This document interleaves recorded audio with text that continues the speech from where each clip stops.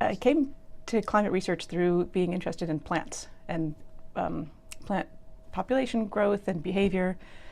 Plants are super interesting and kind of underappreciated because they have all kinds of mechanisms. You know, plants can hear, they can communicate through smell, they can have a lot more light sensing organs than other organisms. And it was a case where the more you learn, the more you realize this is one of the most critical problems facing humanity.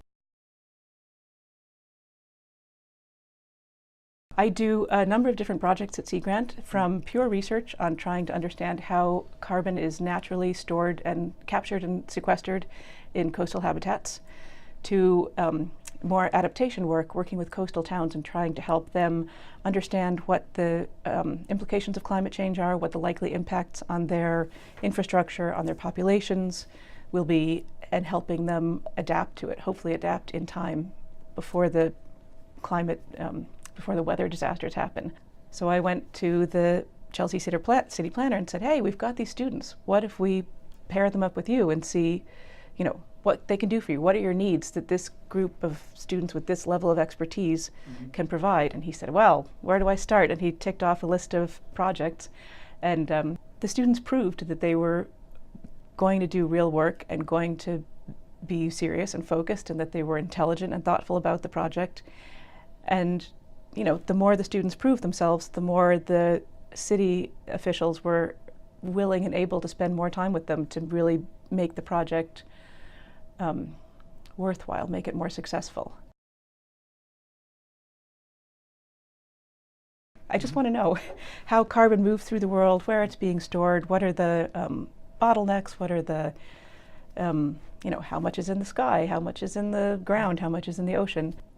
There has been a bunch of research coming out in the last 10 to 15 years around the topic of blue carbon. And blue carbon is kind of a hot new buzzword, and it refers to carbon that is stored in coastal habitats or aquatic. I think there are probably some freshwater areas as well, but ocean habitats are really the heavy hitters.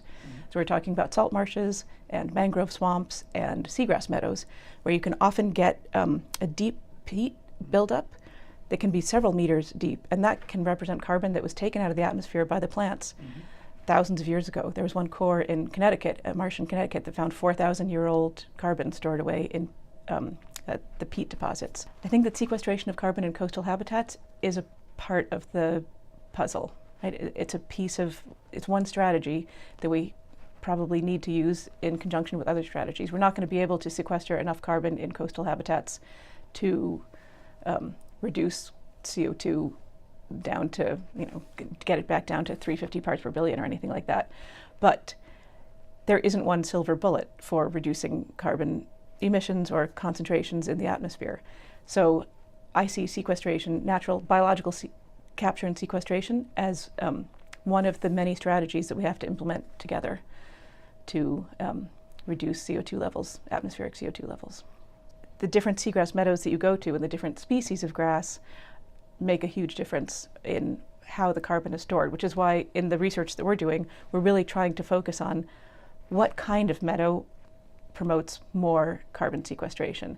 Is it something about the substrate? Is it something about the hydrological regime? Is it something about the wave exposure? Is it the species of grass? How can we really focus on which ones are the critical ones that are doing the heavy lifting? The mangrove swamps, the salt marshes, and the seagrass beds sequester at much, much higher rates per area than any terrestrial habitat.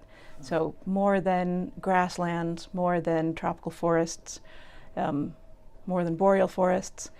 So they cover a much, much smaller area because these are just right along the coast, right? Sometimes just subtidal, sometimes intertidal. It's a really skinny band of vegetation that's doing this work. There's evidence that coral reef communities are much more diverse, more robust when they have a seagrass meadow nearby. So there are a lot of synergisms between you know, having all of these different habitats in your landscape.